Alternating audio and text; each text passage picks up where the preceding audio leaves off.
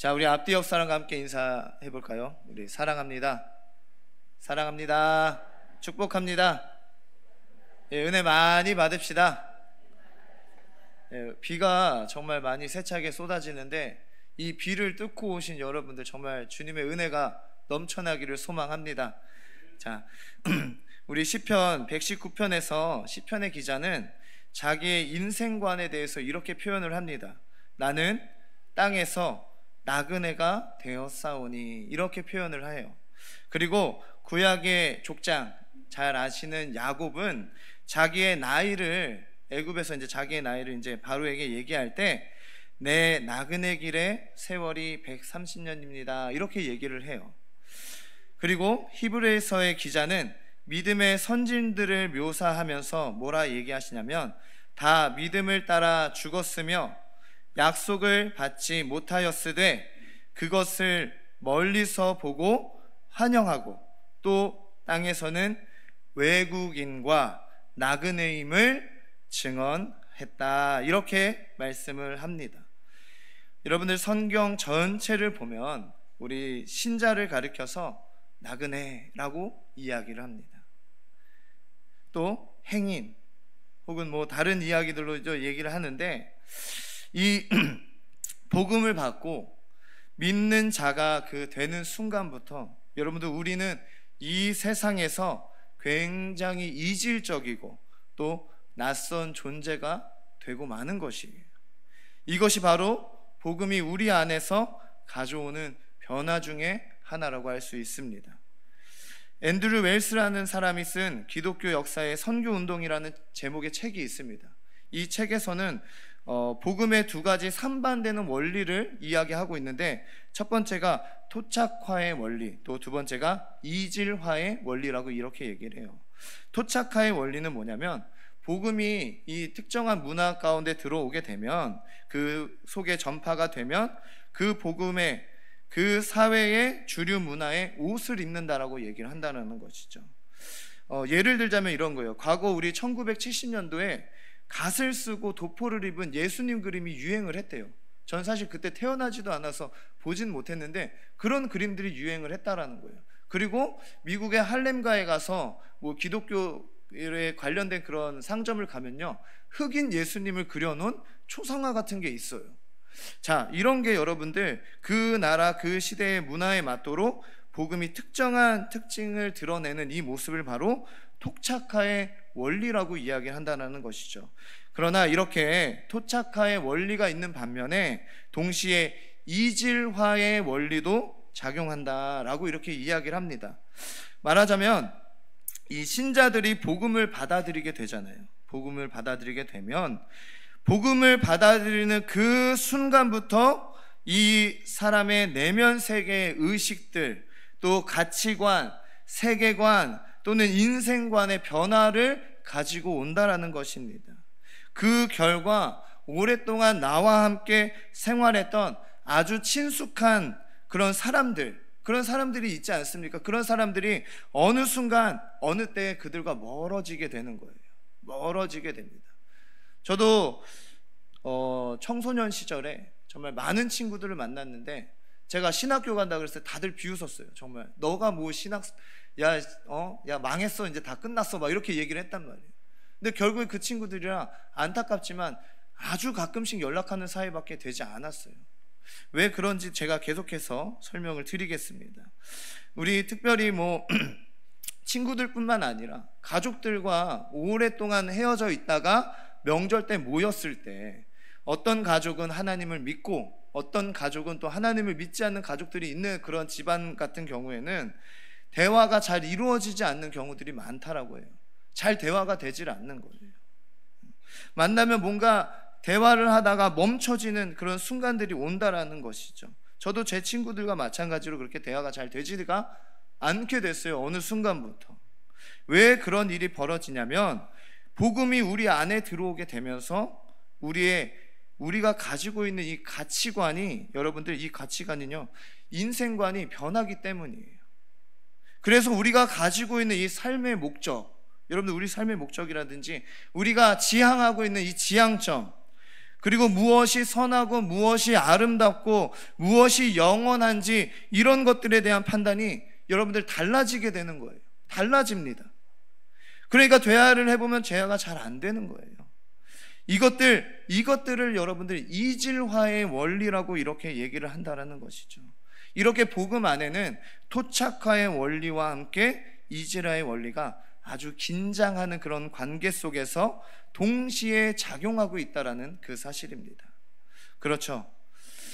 여러분들, 성경이 우리를, 이 신자들을 나그네라고 부르는 이유가 바로 이 복음이 가지고 오는 우리 안에 변화 때문에 그런 것이에요. 그렇기 때문에 우리를 나그네라고 부르는 것입니다. 우리가 복음을 받아들이는 그 순간부터 우리 안에는 내적인 변화가 일어나는 거예요. 가치관의 이질화가 생겨난다라는 사실입니다. 그래서 한 사람이 믿게 되면요, 그 믿는 순간 그 가정의 가족들, 남편이나 아내, 자녀들, 벌써 사고방식이나 이 관심사가, 가치관이 달라져서 대화가 잘 안 되는 거예요. 잘 안 됩니다. 무엇이 가치 있는지 물어보세요. 신자들이 가치 있다고 여기는 것은 언제나 하나님과 또 하나님 일에 관련된 일을 우리는 가치 있다라고 얘기를 해요. 그게 우선순위예요. 그래서 헌금하는 것도 조금도 아까워하지 않아요. 그런데 불신자들이 볼 때는 그것은 돈 낭비라고 생각을 하는 거예요. 돈 낭비예요. 여기 나와서 이 비를 맞고 여기에 모여서 함께 예배하는 거 시간 낭비입니다. 그래서 처음에 예수를 믿고 헌금하고 누가 집에 들어오면은 난리가 나는 거죠. 핍박이 시작돼요. 그런 이유로 핍박을 받는 사람들이 많았다라고 그렇게 얘기를 합니다. 이전에 좋았던 것이 싫어지고 전에 아름다웠던 것이 이제 추해지는 그런 변화가 우리 안에 일어나는 것이죠. 이렇게 복음을 받아들이는 순간부터 우리 안에 그와 같은 이질적인 변화가 일어나게 됩니다. 이 변화의 심도와 속도에 있어서는 개인적인 차이가 있지만 구원하는 믿음을 갖는 순간부터 여러분, 이 변화는 우리에게 불가피하게 일어난다는 사실을 기억하시길 바랍니다. 만일 내가 예수를 믿었는데 여러분들 내 안에 이런 내면적 변화가 없다면요, 여러분들 그것은, 그 복음은 잘못된 복음이라고 생각하셔도 됩니다. 내 안에 그런 변화가 없다면 내가 잘못된 복음을 받아들였구나, 이렇게 여기셔도 돼요. 우리는 예수 그리스도를 믿는 그 순간부터 하나님의 자녀라는 이 신분을 가지게 됩니다. 신분이 달라져요. 그리고 하나님의 이 성령님께서 우리 안에 부르심을 주시게 되면 중생하게 되고, 중생하는 그 순간부터 우리는 하나님의 나라를 우리의 유업으로 밟게 될 것이라는 소망을 품게 되는 것입니다. 그래서 우리의 시선은 어디로 향합니까? 이 땅으로 향하는 게 아니에요. 언제나 하늘을 바라보게 되는 거예요. 언제나 하늘의 것을 소망하게 되는 것입니다. 우리가 영원하다고 생각했던 것, 우리 인생에서 전부라고 여겼던 그런 것들이 다 부정하게 돼요. 그런 것들을 다 부정하게 되는 것입니다. 좋은 것과 나쁜 것, 선한 것과 약한 것의 이 변화가 일어나는 것, 이렇게 변화가 일어나니 여러분들 자연스럽게 주변 사람들과 대화가 되지 않는 거예요. 내가 귀하다고 여기는 걸 그 사람들은 가치 없다라고 얘기하기 때문에 대화가 잘 되지 않는다는 것입니다. 그 결과 우리는 정말 물 밖에 나온 오리와 같이, 땅 위를 걷는 오리와 같이 이 세상에서 너무나 어색한 사람들이 되는 거예요. 사람들이 봤을 때 너무나 미련한 사람처럼 보이는 것입니다. 이런 변화는 여러분, 복음을 받아들인 모든 사람들에게 예외 없이 일어나는 일이라는 사실을 믿으시길 바랍니다. 오늘 베드로전서 2장 11절 12절 말씀을 보았는데, 그 앞절에 9절 10절까지를 보시면 사도 베드로가 뭐라 얘기하냐면, 하나님의 자녀들이 이 세상에서 이질적이고 낯설 수밖에 없는 존재가 되는 그 이유에 대해서 설명을 하고 있습니다. 그 첫 번째가 뭐냐면 바로 하나님께서 우리를 택하셨기 때문이에요. 하나님이 우리를 창세전에 자녀로 선택하시고 예정하신 대로 어느 날 우리가 구원을 받아요. 구원을 받죠. 그리고 하나님의 백성이 되었어요. 과거에 하나님이 갈대아 우르에서 아브라함을 불러 믿음의 조상으로 삼고 또 그를 통해서 이스라엘이라는 아주 새로운 언약 공동체를 만들어내셨던 것처럼 여러분들 그와 같이 우리는 하나님께 속한 하나님의 자녀 또 하나님의 백성으로 신분의 변화가 일어났기 때문입니다. 또 두 번째는 우리가 왕같은 제사장이 되었기 때문이에요. 여러분들 죄인이 겪는 가장 비참한 상태가 무엇이라고 생각합니까? 지옥에 떨어지는 게 죄인에게 있어서 가장 비참한 것 같습니까? 하지만 사실 그렇지 않습니다. 죄가 가지고 오는 가장 엄혹한 정말 비참한 그 결과는 뭐냐면 바로 하나님의 심판이 아니라 하나님의 영광으로부터 격리되는 거예요. 하나님의 영광을 더 이상 받지 못하는 거예요. 떨어지는 거예요. 그게 죄가 우리에게 가져오는 가장 큰 고통이라는 것입니다. 하나님의 영광을 모르는 존재가 됩니다. 하나님과의 거리가 생기게 돼요. 그러나 신자들은 예수를 믿고 나면 언제든지 하나님 영광 앞에 나아갈 수가 있습니다. 그렇기 때문에 그 영광을 계속적으로 바라고 그 영광만을 생각하면서 하나님께 더욱더 가까이 가려고 하죠. 그렇기 때문에 우리는 왕같은 제사장의 그런 존재로서 우리가 이 땅에 이질적인 존재가 되는 것입니다. 땅의 것들을 하찮게 여기게 된다라는 것이죠. 세 번째는 우리가 거룩한 나라라 이렇게 말씀을 하고 계세요. 여러분들 불신자들도 선행을 할 수가 있습니다. 그러나 그 선행은 하나님을 기쁘게 하지 못합니다. 불신자는 성령에 대해서 알지도 못하고 성령을 선물로 받지도 못해요. 성령의 지배를 받지도 않습니다. 그러나 여러분들 성도들은 성령을 선물로 받고 또 성령의 인도하심을 받는 자들입니다. 영적으로 하나님을 기쁘시게 하는 자들이 바로 누구냐? 바로 우리입니다. 거룩한 나라가 된 우리예요. 그래서 우리는 늘 하나님과 영적으로 교통하고 살고 있는 것이죠. 내면 세계에는 세상의 것으로 채워져 있지 않고 하나님과 하나님의 그 말씀으로 우리 안에 채워져 있다는 것입니다. 그래서 이 땅에 있는 것들을 기쁘게 여기지 않아요. 하나님의 나라가 된 우리는 이 땅의 것을 소망하지 않게 된다는 것이죠. 그렇기 때문에 이 땅에서 우리는 이질적인 존재가 된다는 것입니다. 마지막 네 번째로 우리가 하나님에게는 보물과 같은 사람이 되었기 때문이에요. 말라기의 표현을 빌리자면 선지자가 이렇게 얘기를 해요. 하나님의 백성들은 하나님에게 나에게는 특별한 소유라 이렇게 말씀을 하세요. 하나님에게 있어서 우리는 너무나 특별한 존재라는 것입니다. 너무나 귀한 존재라는 것이에요. 그렇기 때문에 하나님이 한순간도 우리에게서 눈을 떼지 아니하고 우리를 보호하고 인도하고 계신다라는 것이죠. 그런데 하나님의 이런 특별한 사랑을 받는 우리도 그 하나님의 사랑을 압니다. 모르지 않아요. 알아요. 그렇기 때문에 우리를 위하고 보호하신다는 그 확신 때문에 더욱더 하나님께 더욱더 가까이 가려고 하는 거예요. 세상에 붙어 있지 않고 어떻게 하면 더 하나님께 더 가까이 가나, 어떻게 하면 더 이 위로와 보호를 받을 수 있나, 이런 마음으로 이 세상을 살아간다는 것이죠. 그렇게 하나님의 마음에 합한 자가 되기를 소원하고, 그러면서 이 땅의 가치 체계에 따라 사는 삶을 거부하는 삶을 우리가 살게 된다는 것이죠. 결과적으로 어떻게 됩니까? 믿는 사람들은 이 땅에서 정말 낯선 사람이 되는 것입니다. 오늘 말씀을 보시면 사도 베드로는 이 편지를 받는 사람들에게 뭐라 얘기하냐면 나그네라고 얘기를 해요. 나그네라고 얘기를 합니다. 근데 이 베드로서를 보면은 유독 이런 말을 많이 써요. 실제로 성경 안에서는 우리 하나님을 믿는 자들을 신자, 성도 혹은 우리 모인 이 무리를 교회 이렇게 표현을 하는데, 이렇게 사도 베드로는 뭐라고 얘기하냐면 1장 1절부터 우리에게 나그네 이런 말을 써요. 나그네다 이렇게 얘기를 한단 말이죠. 근데 이 표현은 별 의미 없이 사용한 뜻이 아니에요. 별 의미 없이 사용한 것이 아니라는 것이에요. 매우 의미심장하게 이 표현을 썼다라는 것을 기억해야 돼요.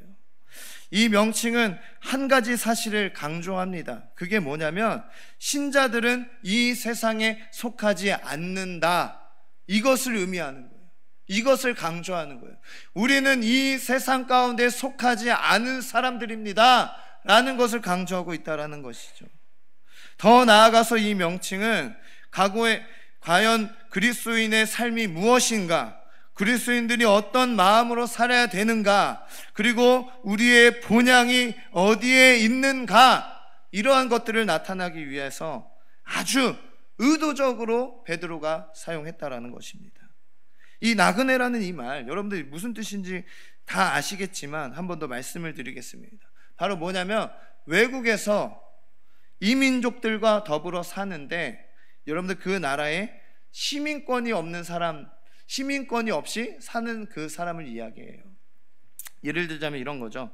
여러분들, 우리나라는 일본 여행을 갈 때 비자 없이 갑니다. 비자 없이 무비자로 체류할 수가 있어요. 근데 그 기간이 정해져 있어요. 며칠이냐면 90일이에요. 90일이 지나면 특별히 소명하지 않는 이상 어떻게 해야 됩니까? 다시 돌아와야 돼요. 다시 대한민국으로 돌아와야 됩니다. 그렇게 사는 사람들, 여러분들, 이 사람들을 나그네라고 하는 거예요. 그곳에 시민권이 없어요. 영원히 살 수 없어. 다시 돌아와야 되는 그런 사람들, 이런 사람들을 나그네라고 하는 거예요.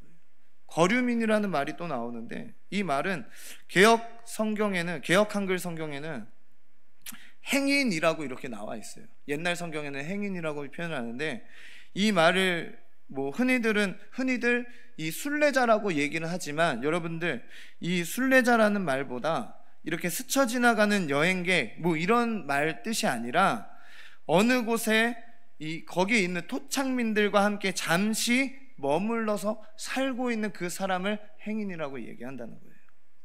살긴 사는데 오래 살지 않는 거예요. 그런 거 있죠. 우리 자녀분들 중에서도 외국에서 이제 유학 생활을 하시는 분들도 있고, 어떤 분들은 일을 하러 가시는 분들도 있잖아요. 만약 그런 파견 공무원 같은 경우도 있고요. 이런 사람들이 특정한 지역에 살기는 사는데 영원히 살지 않잖아요. 다시 돌아와야 되는 거예요. 그죠?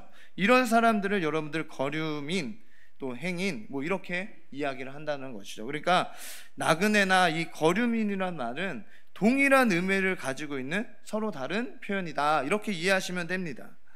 그래서 이 두 표현은 조금 다르지만 공통적으로 한 가지 사실을 강조하고 있죠. 그 말이 무엇입니까? 하나님의 백성들, 그리고 신자들은 현재 이 세상에서 살기는 살지만 그러나 결코 이 세상에 속하지 않는다라는 것을 의미하고 있는 거예요. 그러한 의미로다가 우리를 나그네라고 부르고 있다라는 것입니다. 여러분, 우리가 이 땅에서 70년, 80년, 90년 그렇게 살아도, 여러분들, 우리가 이 땅에 속한 사람이라는 것을 뜻하지는 않아요. 우리가 100살 넘게 살고, 요즘 140살, 120살까지 의학기술이 발달해서 그렇게 오래 산다고 하지만 영원히 이곳에 살겠습니까? 그렇지 않아요. 이곳에 속한 사람이 아닙니다. 우리가 돌아가야 할 곳, 우리의 본향, 우리의 최종 목적지, 여러분들, 최종 목적지는 이 땅이 아니에요. 내 신분과 내 시민권과 내 운명과 내 지향점은 이 땅에 있는 것이 아닙니다. 우리의 몸은 여기에 있지만 마음은 어디에 있습니까? 늘 하늘에 있는 거예요. 내 마음에 꿈꾸고 바라는 것은 이 땅에 있는 게 아닙니다. 눈에 보이지 않는 장차 나타날 하나님 나라에 있는 그것을 우리가 늘 바라고 꿈꾸며 살아가고 있어야 된다는 것이죠. 신자들은 그렇게 돼야 돼요. 불신자들은 이 세상이 전부라고 생각을 해요. 이 세상이 전부예요. 한번 불신자를 만나서 물어보세요. 불신자들은 이 세상을 전부로 알고 있다니까요. 현재 우리가 살고 있는 이것, 눈에 보이고 만져지고 우리가 알 수 있는 것들, 이 세상을 전부라고 생각하면서 살아가고 있습니다. 그리고 가장 악한 인간적인 이 본성의 지배를 따라서, 이 지배를 받으면서 쾌락, 돈, 이것을 쫓아가면서 그리스도를 섬기지 않습니다. 대신에 자기 배를 섬기고 살아가는 사람들이에요. 그럼에도 신자들은 불가피하게 그들과 함께 먹어야 돼요. 그들이 먹는 것을 먹어야 되고, 그들이 입는 것을 입어야 되고, 그들이 밟는 땅을 같이 밟아야 됩니다. 그러나 신자들은 그들과 결코 동일한 방식으로 같은 목표를 추구하면서 살아서는 안 된다라는 것이에요. 왜냐하면 우리 신자들은 이 삶의 원리와 그들이 추구하는 목적, 최종적인 운명이 그들과는 엄연하게 다르기 때문입니다. 다릅니다. 그렇게 살 수 없어요, 우리는. 그러므로 모든 신자는 필연적으로 이 땅에 사는 동안 언제나 나그네와 같은 방식으로 살아야 된다는 것이죠.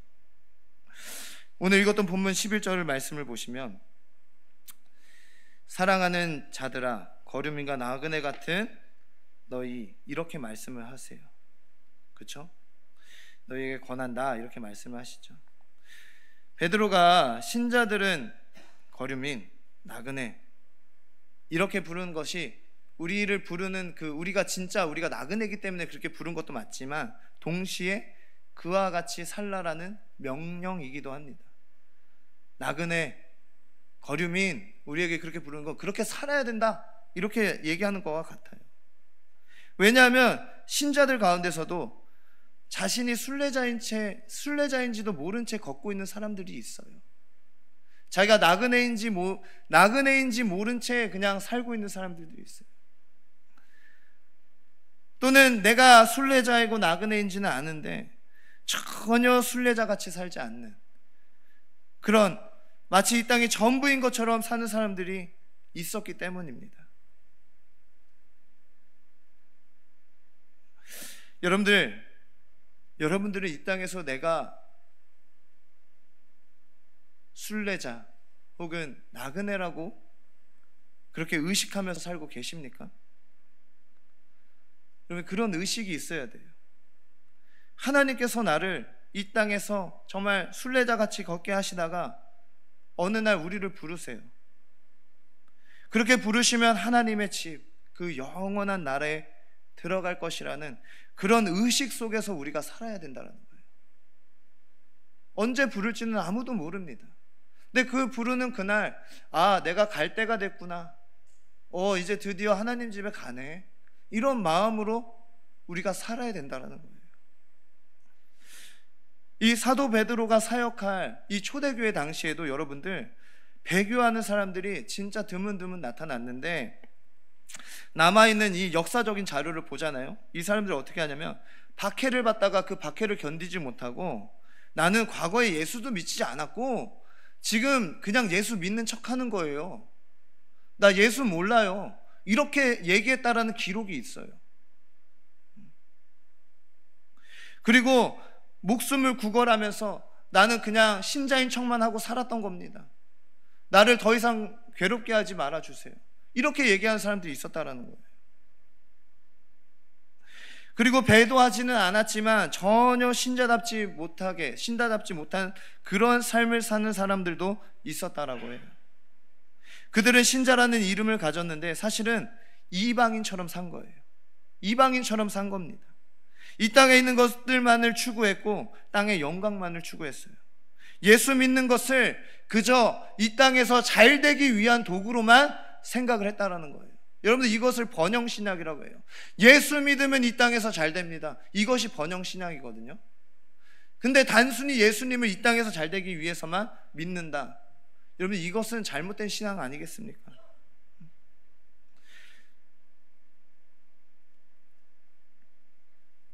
신자라고 하면서 이 땅 위에서 바벨탑을 쌓으시는 분들도 계세요. 자기의 성을 짓습니다. 막 왕국을 건설해요. 그러다가 죽음의 시간이 닥쳐올 때 그때서야 막 허둥지둥하면서 당황하고, 생을 어떻게 하면 내 생을 조금 더 연장할까, 그렇게 막 간절하게 원하고 몸부림치고 이런 분들이 있어요. 하늘의 시민권과 부활의 영광을 의식하지 못하기 때문에, 단지 이 땅에서의 번영만을 구하기 때문에 이러한 현상들이 발생되는 것입니다. 우리 모두는 이 땅에서 순례자입니다. 행인이라는 그 사실을 인식해야 됩니다. 순례자의 의식과 삶의 양식을 고수해야 된다라는 것이죠. 그것이 바로 하나님께서 오늘 우리에게 요구하시는 우리의 삶의 양식이라는 그 사실을 기억하시길 바랍니다. 그렇기 위해서 우리가 이 순례자를 살기 위해서 이 4가지를 제가 오늘 말씀드릴 건데 꼭 기억하시길 바랍니다. 순례자로 살기 위해 가장 먼저 가져야 되는 마음가짐, 그 다음에 우리가 이겨야 될 싸움, 그리고 고수해야 되는 삶의 양식, 그리고 기억해야 되는 날, 이 네 가지가 있는데 제가 한 가지씩 좀 설명을 해드릴게요. 첫 번째, 우리가 순례자로 살기 위해서 가져야 될 마음가짐이 있다라는 것이에요. 여러분들, 순례자가 가져야 될 마음가짐이 어떤 것이겠습니까? 잠시 머물다가 떠나야 될 세상이라는 의식으로 이 세상을 살아야 된다라는 거예요. 언젠가는 떠나게 될 것을 염두에 두고 일하고 살아야 된다라는 것이죠. 11절 상반절을 보면은 사랑하는 자들아 거류민과 나그네 같은 너에게 이렇게 말하고 있잖아요. 이때 사랑하는 자들아 라는 이 말은요, 사랑받는 자들이라는 뜻을 가지고 있어요. 사랑받는 자들. 그렇죠. 여러분들, 우리가 누굽니까? 우리가 누구냐고 물으면 이렇게 얘기를 할 수 있어요. 하나님의 지극한 사랑을 받는 자들입니다. 이렇게 우리를 소개해도 돼요. 왜? 성경에 그렇게 나와 있잖아요. 우리가 누구입니까? 하나님의 사랑을 받는 자들이에요. 우리는 하나님에게 보물과 같은 존재라는 거예요. 그러니까 신자의 의식 속에서는 나는 하나님의 사랑을 받는 자라는 이런 확신이 있어야 된다는 거예요. 다른 어떤 헌신이나 기도보다 더 중요한 것은 내가 하나님의 사랑을 받는 그 존재라는 그 의식입니다. 우리는 바로 위대한 신자라는 그 의식이 있어야 된다는 거예요. 그리고 동시에 오늘 본문에서 우리가 하나님의 사랑을 받는 자이면서도 동시에 나그네다라는 그 의식을 가져야 된다라고 말합니다. 그러니까 신자의 의식 속에는 두 개의 기둥이 있어야 돼요. 하나는 하나님의 사랑을 받는 자, 나는 하나님의 사랑을 받는 자. 또 하나는 나는 이 땅에서 나그네다. 이 두 가지 의식을 공존하면서 가지고 살아야 된다는 것이죠. 그러므로 우리 신자들은 언제나 하나님의 사랑을 받는 사람, 그리고 이 나그네라는 이중적인 정체의식을 늘 가지고 있어야 된다는 것입니다. 나그네라는 이 의식은, 이 특징들은 언제나 우리의 본향을 향하고 언제나 본향을 의식하고 그것으로 돌아가기를 고대하고 사는 사람이에요. 그것만을 바라면서 사는 사람입니다. 우리가 여행할 때, 여러분들 여행 자주 다니시죠? 이제 휴가철 아닙니까? 여행 가가지고 좋은 호텔을 딱 예약을 해요. 호텔을 예약하고 호텔방에 딱 들어가요. 가서 보니까 창밖으로 너무 이쁜 거예요. 너무 이뻐. 그리고 방은 또 왜 이렇게 깨끗한지 모르겠어. 우리 집 침대보다 더 깨끗한 것 같아. 그리고 어디 나갔다 오면 또 청소까지 싹 다 해줘요. 그럼 여러분들, 그 호텔방을 내 집이라 생각하고 꾸미는 사람이 있습니까? 야, 요 아름다운 곳을 내가 꾸며야 되겠다 해서 내가 뭘 사갖고 와가지고 그 호텔방을 꾸미는 사람이 있습니까? 그런 사람들 보고 뭐라 그래요? 아유, 저 뭐하러 저렇게 꾸며? 이렇게 얘기를 하잖아요. 아무리 이쁘고 아름다워도 우리가 그걸 꾸미는 사람 보고 뭐라 그래요? 미련한 자라고 얘기해요. 여러분, 우리가 바로 그런 사람들이에요. 이 땅이 바로 그런 곳이에요. 아무리 이쁘고 아름다워도 여러분들, 우리 여기서 영원히 살지 않습니다. 우리가 영원히 살 곳은 하늘이에요. 하늘나라예요. 하나님 나라에서 우리가 영원히 살지 여기서 영원히 안 살아요. 잠시 머물다 가는데 굳이 뭐 그것을 꾸미냐? 이게 당연한 생각 아니겠습니까? 뭘 치장을 합니까? 뭘 꾸밉니까? 그냥 가방 끌고 그냥 나가면 돼요. 그냥 편안하게 있다가 가방 가지고 이제 짐 챙겨서 나가면 되는 거 아니겠습니까? 그리고 우리가 아무리 놀러 가서 쾌적하고 좋은 곳에 있다 하더라도 집에 딱 오면 뭐라고 하죠? 아, 진짜 집이 최고구나. 저만 그렇습니까? 여러분들은 안 그래요? 여행 갔다 딱 돌아오면 와, 그래도 집이 최고네. 아무리 막 작은 방이라도 야, 그래도 내 침대에 누우니까 너무 좋다. 다 이런 마음이잖아요. 이게 오늘 우리가 성경에서 말하고 있는 나그네의 의식을 이야기해주는 좋은 예예요. 신자는 이런 의식으로 여러분들 살아야 된다는 것이에요.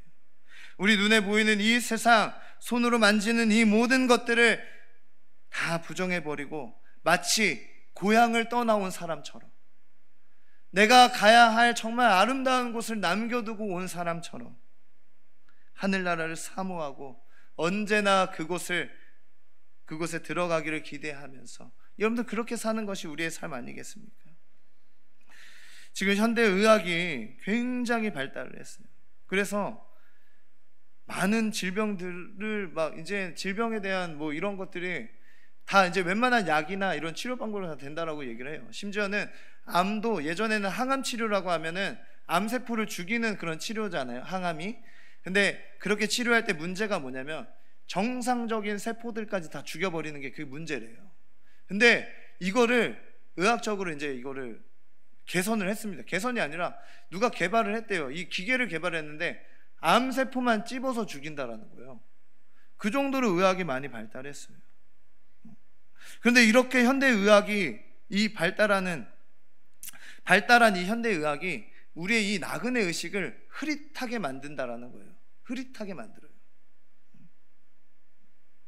이게 무슨 말이냐고 하냐면, 오늘날 웬만하면 우리 평균 수명은 다 채우고 다 돌아가실 거예요, 진짜로. 금방 나 곧 죽어요. 우리 할머니도 아이고 이제 가야지, 죽어야지 하면서 92세까지 사셨거든요. 다 이제 자기 수명은 다 채우고 사는 그런 시대가 됐다라는 거예요. 그러니까 죽음을 의식하기가 너무 어려워진 거예요. 우리 장례 치를 때 어떻게 합니까? 상조에서 불러서 대신 해줘요. 곡소리가 얼마나 날 것 같습니까? 3일이면 끝납니다. 코로나 때 5일, 일주일도 하신 분들도 계시지만 죽음이 이제 가까이 있지 않아요. 죽음이 저 멀리 있어요. 우리 청소년부 학생들도 지금 여기 나와서 함께 예배하고 있는데, 아이들에겐 이 죽음이 어디에 와 있을까요? 아니, 죽음은 없어요. 애들한테는 죽음을 인지를 못합니다. 죽음이라는 존재를 모릅니다. 근데 이렇게 살아가는 우리에게도 죽음이 마치 저 멀리 있는 것처럼 그렇게 사는 사람들이 많죠. 죽음이 얼마나 우리 가까이 있는지, 우리 곁에 얼마나 머물러 있는지 그 사실을 모른 채 살아가고 있다는 거예요. 그래서 생존 논리에 따라서 그 논리에 사로잡혀서 이렇게 영원히 살 것처럼 살아가는 거예요. 마치 영원히 사는 것처럼 사는 거예요. 앞만 보고 살아가는 거죠. 더 이상 위를 보지 않습니다. 그냥 앞만 보고 내달리는 거예요. 그러다 어느 날 불현듯이 하나님의 부름을 받게 되는 겁니다. 그때 사람들이 얼마나 당황하는지 몰라요. 여러분, 문제는 여기에 있는 거죠. 그렇게 땅만 바라보고 살다가는 하나님 뜻대로 순종하면서 사는 신앙생활은 불가능합니다. 안 돼요. 그렇게 될 수 없습니다. 신자가 나그네 의식을 버리게 되면 이 땅에 속한 자처럼 살 수밖에 없다는데 문제가 있습니다. 여러분들 얼마나 성공하고 얼마나 넉넉하고 또 얼마나 많은 것을 우리가 가졌든지 간에 이 땅에서 영원히 살 것처럼 살면 안 돼요. 내가 무엇을 많이 이뤘든지 간에 그것이 영원할 거라 생각하면 안 됩니다. 영원하지 않아요.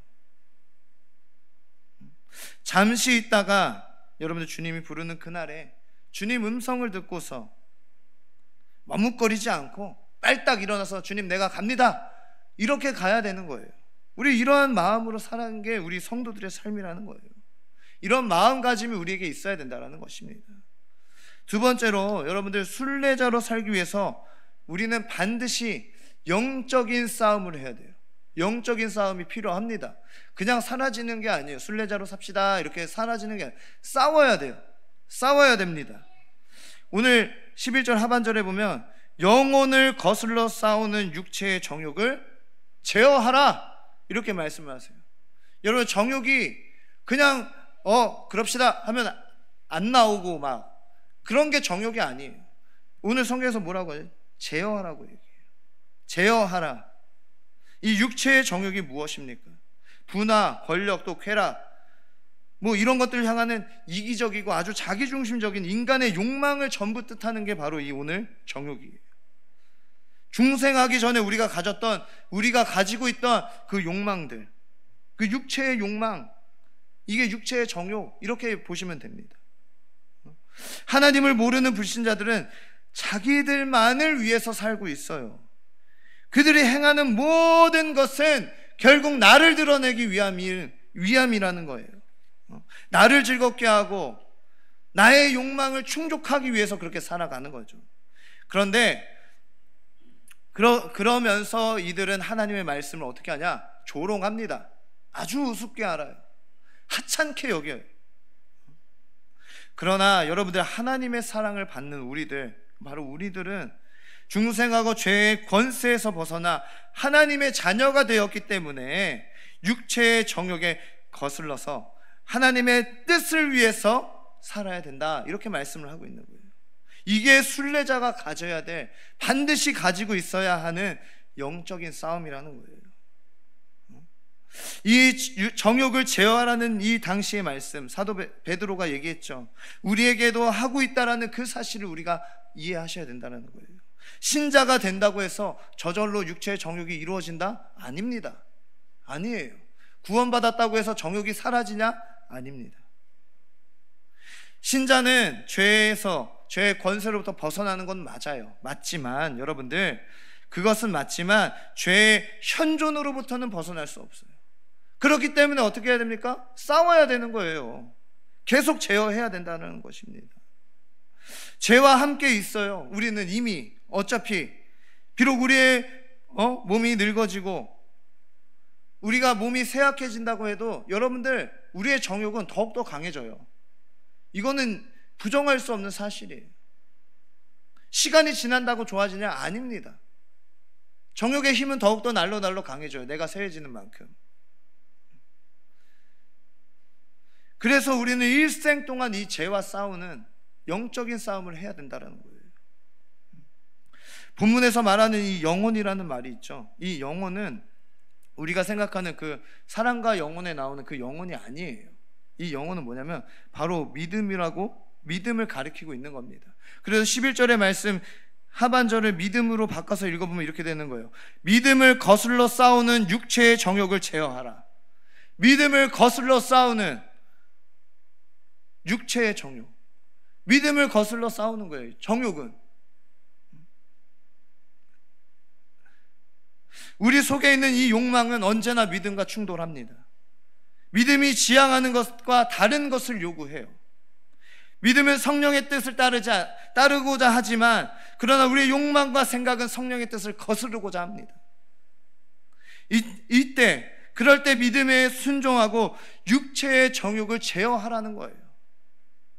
하나님을 믿는 것은 다 이렇게 믿음을 대적하는 내면의 영적인 전적을 계속해서 하는 것입니다. 여러분, 내가 믿는 자입니까? 그렇다면 내 속에 있는 죄와 싸움을 부단히 하셔야 돼요. 계속해서 하셔야 돼요. 언제까지 합니까? 내가 눈을 감는 그날까지 죄와 싸워야 된다는 거예요.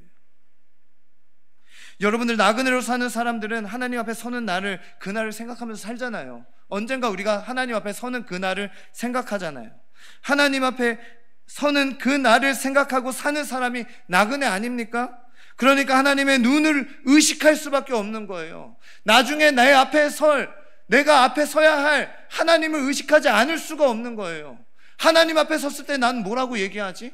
하나님 앞에서 내가 무슨 이야기를 할 수 있을까? 이런 걱정을 하면서 사는 거 아니겠습니까? 그렇기 때문에 내 안에 있는 이 정욕을 제어해야 된다는 것입니다. 성경을 보시면요, 위대한 지도자들도, 여러분들, 노아도 자기 아들 앞에서 하체를 드러내서 그 아들을 저주하는 실수를 범해요. 나이가 그렇게 들고서. 그리고 삼손도 사사였지만 창녀들과 함께 뒹굴었고요. 다윗도 50대 들어서서 뭘 합니까? 우리아의 아내를 범하잖아요. 밧세바를 범해요. 강간을 하고 심지어 우리아를 죽입니다. 이 땅에 사는 동안에 여러분들, 우리는 여전히 우리의 믿음에 맞서는 이 정욕을, 여러분들, 정욕과 함께 싸워야 된다는 거예요. 제어해야 된다는 것입니다.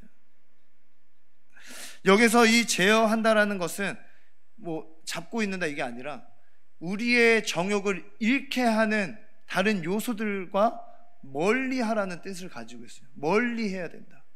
죄는 그 그림자도 밟지 마라, 이와 같은 말이에요. 우리는 사는 그날까지, 하나님 나라에 가는 그날까지 죄를 멀리하면서 살아야 된다는 것입니다. 가야 할 곳에 가지 말아야 될 곳에 가지 말고, 하지 말아야 할 것을 하지 않고, 생각하지 말아야 될 것을 생각하지 않고, 이렇게 살아야 된다는 것이에요. 스스로 절제하고 조절할 줄 아는 그 능력을 가져야 된다는 것입니다. 제어라는 말은 바로 그런 뜻이에요.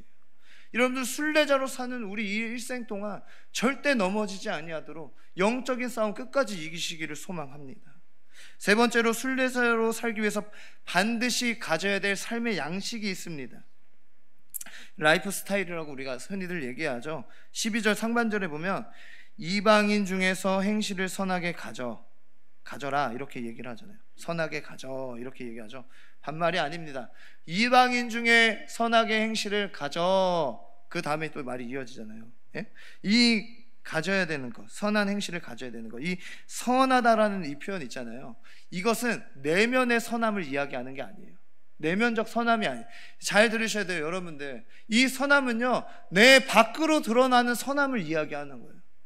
내 안에서 꽁꽁 숨겨놓고 보이지 않는 그 선함을 얘기하는 거예요. 선한 마음을 가지라, 선한 마음을 품으라, 이게 아니에요. 선한 모습을 보여라, 이런 말이에요. 선함을 가지라는 게 이런 것입니다. 드러난, 아주 눈에 보이는 효과를 가지고 오는 이러한 선함을 우리에게 요구하고 있는 거예요. 신자가 이 땅에서 나그네로 살 때 여러분들, 사람들 앞에서 무슨 모습을 보여야 되냐? 선한 모습을 보여야 된다는 거예요. 선한 모습을 보이면서 살아야 된다는 것입니다. 우리의 삶은 언제나 선해야 된다는 것이에요. 사도 바울이 이전에 장로의 자격을 언급하면서 이런 얘기를 해요. 자기 집을 잘 다스려야 된다. 또 자녀들을 단정함으로, 모든 단정함으로 복종케 하는 자라야 된다, 이렇게 얘기를 해요. 장로의 자격에 있어서는 가정을 잘 돌보고 자녀들을 단정함으로 복종하는 자야 된다, 이렇게 잘 해야 된다라고 할 때 잘해야 된다라는 이 말이 베드로전서 오늘 읽었던 이 12절 말씀에 선하게라는 말과 똑같은 말이에요. 똑같은 말입니다. 그러니까 무슨 말이냐? 내면의 신앙과 좋은 성품이 실제로 가정생활과 자녀 교육 가운데에 나타나야 된다, 이런 거예요. 드러나야 된다, 이런 뜻이에요. 사람들로부터 칭송을 들을 수 있어야 된다, 그렇게 얘기한 겁니다. 하나님 앞에서, 여러분들 하나님 앞에서 언제나 내 신앙은 옳아요. 옳아, 맞습니다. 하나님 앞에서는 의로운 자예요. 양심에는 거리낌이 하나도 없어요. 그러나 정작 사람들 눈앞에 보이는 내 가정생활, 내 부부생활, 사람들에게 지탄받는 것이라면 여러분들, 그래가지고는 지도자가 될 수 없다라는 겁니다.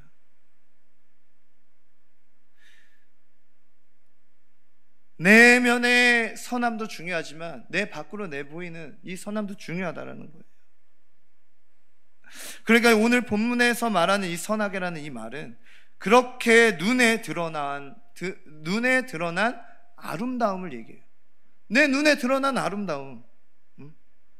이 땅에 사는 동안 특별히 나그네로 사는 신자라면 여러분들, 사람들 앞에서 칭송을 들을 수 있는 사람이어야 돼요. 칭송을 들어야 됩니다. 가시적인 이 선행이 늘 열매처럼 우리에게 맺혀야 된다는 것이에요. 우리 신자들의 삶의 양식이 선하게 드러나야 되는 이유는 아주 간단해요. 무엇이냐면 하나님의 말씀대로 순종하는 자라는 것을 사람들에게 드러내기 때문이에요. 그 증거가 되기 때문이에요. 이 땅에 나그네로 사는 동안에 어쨌든지 내가 왔다 갔던 그 흔적은 남겨야 되지 않겠습니까? 내가 왔다 갔다 이런 흔적, 그 흔적이 아름다워야 되잖아요. 내가 떠나고 난 뒤에 내 남은 사람들이, 야, 정말 그 사람이 정말 선했지? 정말 착한 것 같아. 야, 그 사람 교회 다닌다는데, 예수 믿는다는데 다르네, 이런 말 들어야 되지 않겠습니까? 응? 순례자로 살기 위해서 사람들 앞에서 정말 향기로운 인품을 가진 자, 사람들에게 감화를 끼치고 친송을 듣는 그런 하루하루를 살아가시는 여러분들이 되시기 주님의 이름으로 축원합니다. 우리 마지막 거 보겠습니다. 마지막으로 우리가 순례자로 살기 위해서 반드시 기억해야 될 날이 있어요. 기억해야 되는 날. 12절 하반절에 보면 너희 선한 일을 보고 오시는 날에 하나님께 영광을 돌리게 하려 함이라. 이렇게 말씀을 하시죠.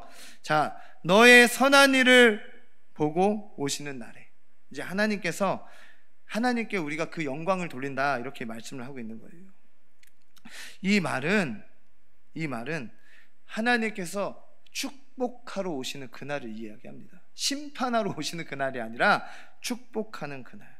성경을 보면요, 하나님이 임재하실 때는 언제나 목적은 두 가지예요. 하나는 심판이고 하나는 축복입니다. 그래서 성경에서도 심판하러 오시는 날, 또 축복하러 오시는 임재, 뭐 이렇게 나눠져 있어요. 우리 특별히 우리 사무엘상 2장 보면은 한나의 기도가 나오잖아요. 그때 하나님의 임재가 나타납니다. 그때 하나님 왜 임재하셨죠? 한나를 축복하기 위해서 임재하신 거예요. 그렇게 축복하기 위해서 하나님의 임재가 일어났다, 축복하기 위해서 하나님께서 임재하셨다, 이렇게 얘기를 할 수 있는데, 바로 오늘 본문의 그 말씀이 그런 거죠. 하나님께서 축복하기 위해서 오시는 그날이에요. 나와 함께 같이 살고 있고, 또 나와 함께 일하고 있는 직장 동료들, 여러분들, 그리고 우리 가족들, 형제들 있죠? 근데 그 가운데 믿지 않는 사람들이 있잖아요. 그죠? 안 믿는 사람들이 있단 말이에요. 하나님 모르는 사람들도 있어요.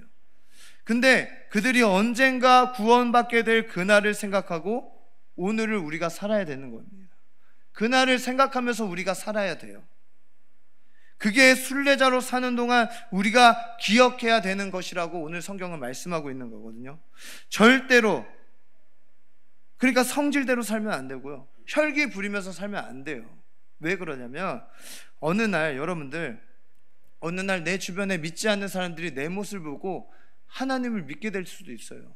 그렇잖아요. 우리의 삶을 보고 하나님을 알 수도 있는 거예요. 그렇지 않습니까? 내 모습이 귀감이 되어서 그 사람이 하나님께로 돌아오는 역사가 일어날 수도 있는 거예요. 그렇기 때문에 이 땅을 사는 우리들은 어떻게 살아야 되냐, 그들이 하나님 앞에 돌아올 것을 항상 기억하면서, 여러분 성내지 말고 분내지 말고 내 승질 부리지 말고, 여러분 그렇게 살아야 된다라는 거예요. 누군가를 힘들게 하지 않고 누군가를 항상 편하게 해주는 그런 삶. 누구를 대하든지 간에 얘 보고, 오늘 보고 안 볼 사람이야, 됐어, 이렇게 살지 말라는 겁니다.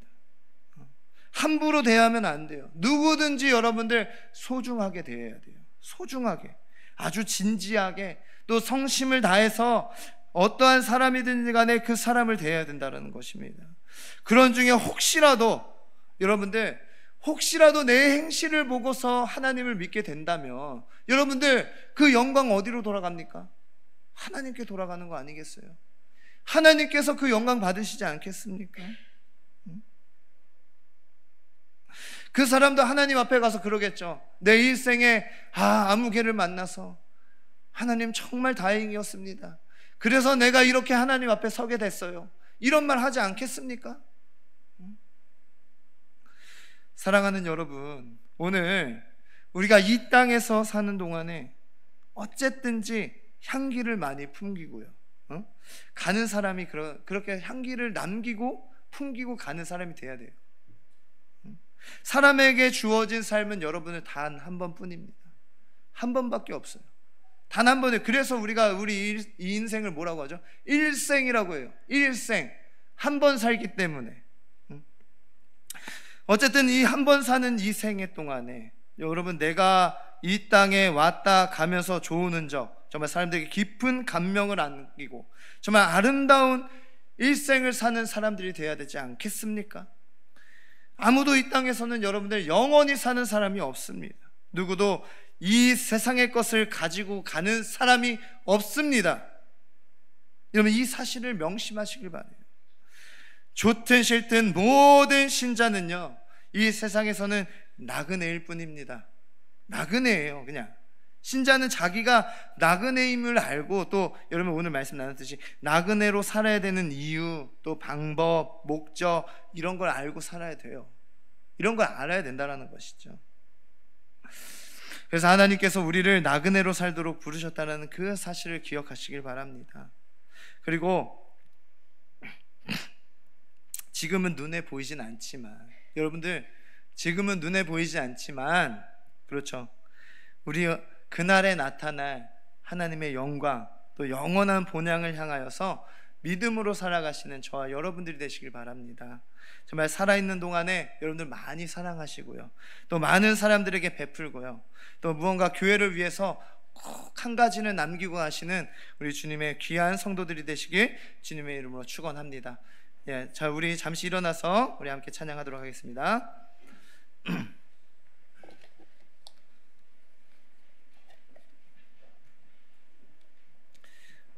우리 선하신 목자 함께 찬양하시도록 하겠습니다.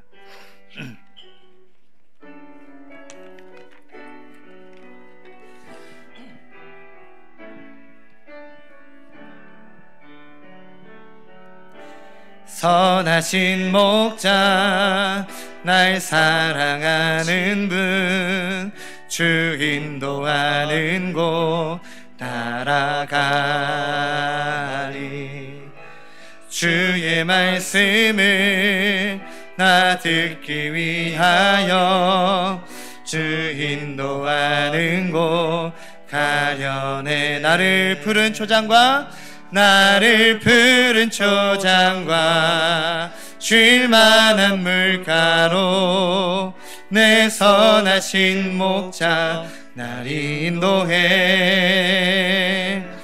험한 산과 골짜기로 내가 다닐지라도 내 선하신 목자 날 인도해. 아멘. 잠시 기도하겠습니다. 하나님 아버지 감사합니다. 하나님 아버지 감사합니다. 오늘도 주의 귀한 말씀 우리에게 심어주시고, 정말 우리 삶 가운데 어떠한 지표를 찍고 가야 되는지 정말 말씀을 통해 말씀해 주신 너무나 감사드립니다. 우리 이 말씀 가슴에 새기며 살아가는 주의 귀한 신자들, 나그네가 될 수 있도록 도와주시옵소서. 이제는 우리 주 예수 그리스도의 은혜와 하나님의 극진하신 사랑하심과 성령님의 내주하시고 교통하심이 오늘 나그네로서의 삶을 살아가고자 하는, 정말 이 땅에 향기를 남기고 가고자 하는, 또 교회에 어떠한 큰 일을 하고자 하는 우리 여기 모인 귀한 성도님들, 또 우리 모든 가정들 머리머리 위에 이제로부터 영원까지 함께 있을지어다. 아멘.